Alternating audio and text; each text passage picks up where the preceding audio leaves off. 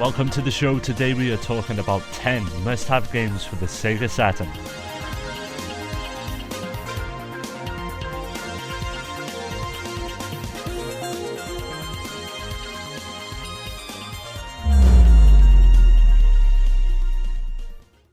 Sega Rally was first released to the public in the form of an arcade version, and with the news of Sega's new console, the Saturn, it made sense for the company to move the game over to the home machine. One of the main differences between the two versions is its frame rate, which had to be changed from 60 to 30 frames per second in order to run efficiently on the console. But this does not detract from the experience, as it is essentially the exact same game. Sega Rally might have only had a depressing amount of content, including 3 cars and 4 tracks, but thanks to its endless time attack options, it's one of the Sega Saturn games that I often find myself coming back to time and time again. Now, the most important factor of any driving game has to be its handling, and the way in which this aspect of Sega Rally perfectly aligns with each course's design is nothing short of breathtaking. Slipping and sliding around each corner feels so good and rewarding that it will push you to achieve the best times possible for each track.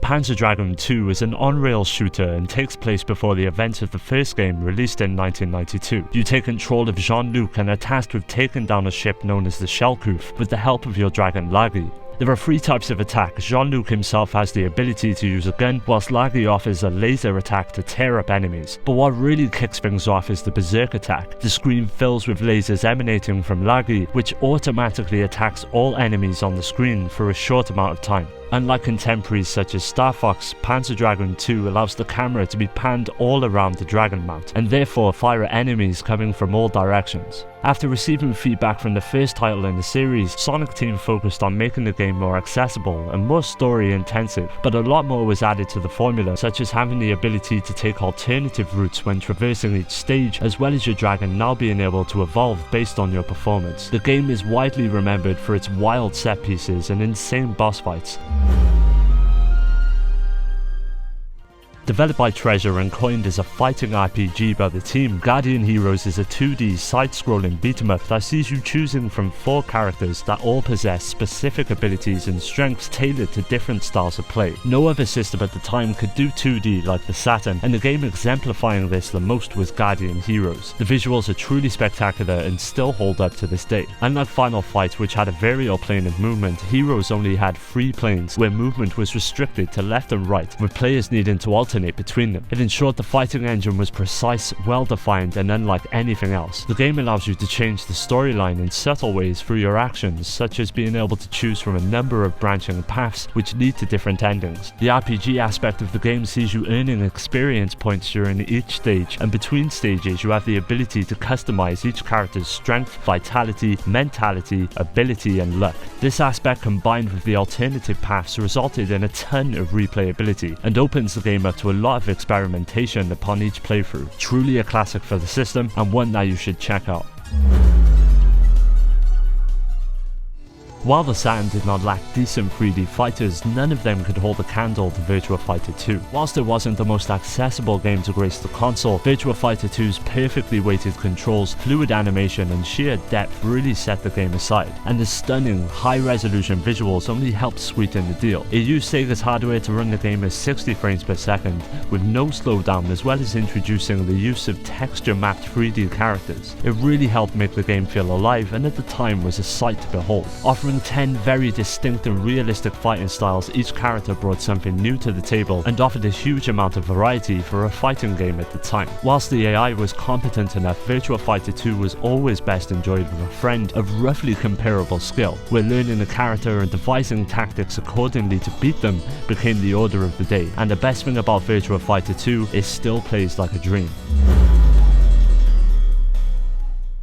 If you like mechs and one-on-one battles to the death, then Virtual-On has got you covered. Developed by AM3, it originally began life in the arcades and was ported to the Saturn in 1996. Each battle takes place on a stage as you take control of a Virtualoid who can walk, run, jump, and even climb on the various buildings scattered throughout the environment. Each mech can use a variety of firearms, explosives, melee weapons, and special techniques to destroy one another as you battle it out. Unlike Virtua Fighter 2, Virtual-On had to be toned down for its release released on the home system. Gone is the blistering 60 frames per second action, as well as the high resolution visuals present in the original arcade release, but that does not mean Virtual On is a bad port. When considering the Saturn's limitations, it's understandable that some corners would have to be cut, as the game presents some pretty hectic action when fights really start to get going. In order to fully enjoy Virtual On, a special controller was created to emulate the arcade experience in the form of the Saturn twin sticks, which made the game all the easier to play, but that's not to say it's unplayable with a normal controller. Virtual On is a solid title and it deserves a place in every Sega Saturn collection. The addictive nature of the game will keep you playing for years to come.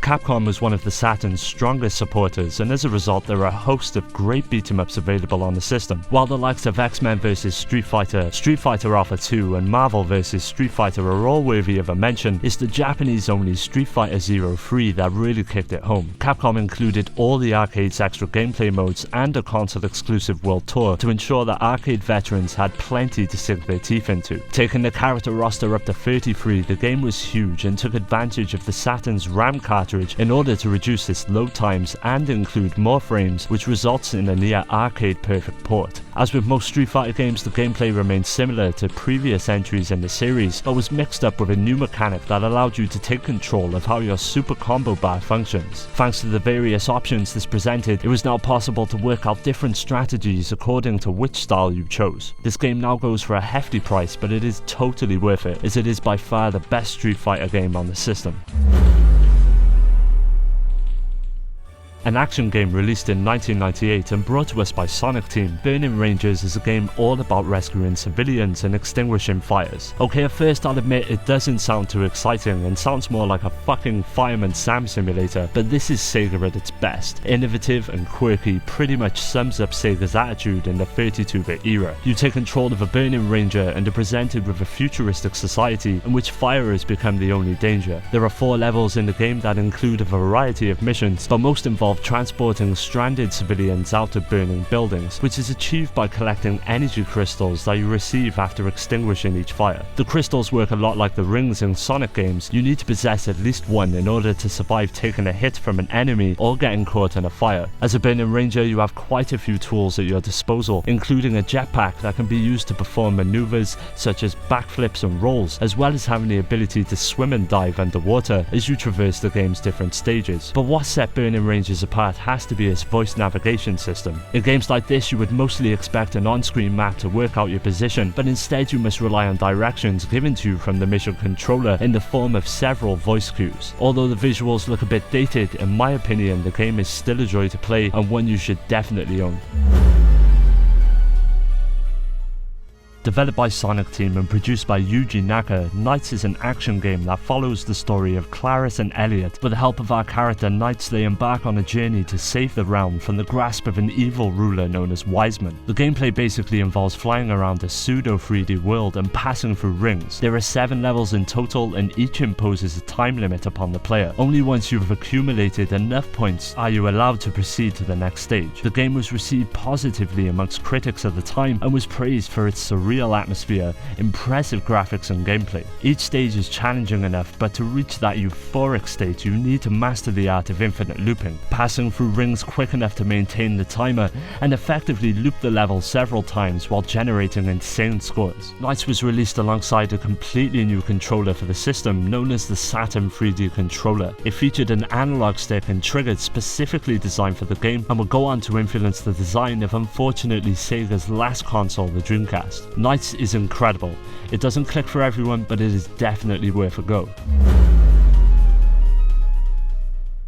Released in 1997, Shining Force 3 was one of the last Saturn games to be released in the Western territories, and as most Sega fans know, the series is often celebrated for its impressive graphics, music and unique battle system upon each release. Shining Force 3 was no exception and introduces us to Symbios, a young warrior who is the son of a very famous general within the game's world. Although the entire story is not told in the game, instead taking place over 3 separate scenarios, 2 of which never saw an English release, it's still possible to to enjoy the story for what it is, but as expected, a lot is unanswered by the time the credits roll. There are now fan translations of the latest scenarios which can be played if you are interested in carrying on the story. The battle system is generally quite simple, but that's what makes it so fun. Each battle can last from a few minutes up to a couple of hours, and really depends on how you approach the game. It's possible to be fast and reckless, but sometimes it pays to take it slow and easy. There were many improvements made to the formula, including more classes of characters, more weapons, more spells, and for each weapon there are certain special attacks, which are gained through increasing your weapon's level, which of course is increased by fighting. One of the best RPGs on the system,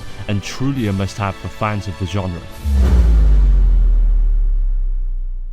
As with most great games on the system, Radiant Silvergun was developed by Treasure and stands as a true testament to the power of the Saturn. You take control of the galaxy's most lethal starfighter, the Radiant Silvergun, and are tasked with tracking down the Origin, a being who is responsible for disrupting the fabric of time. Okay, the story is a bit wacky, but as with most shoot-em-ups, the gameplay is where it's at. You have 7 weapons at your disposal at any time, which can all be leveled up, negating the use of power-ups, which is surprisingly absent from the game. In order to upgrade your weapons efficiently, it's a good idea to get used to chaining enemies of the same colour, as if you kill 3 of the same colour you obtain a points bonus. This aspect would later go on to influence Radiant Silvergun's spiritual successor Ikaruga, as well as the game's insanely constructed bosses that consist of multiple sections, which if all destroyed before the core of the boss, awards the player with further bonuses. Received well at the time of its release, the game stands up to this day, and even received a release on the Xbox 360, which is probably the cheapest way to pick it up.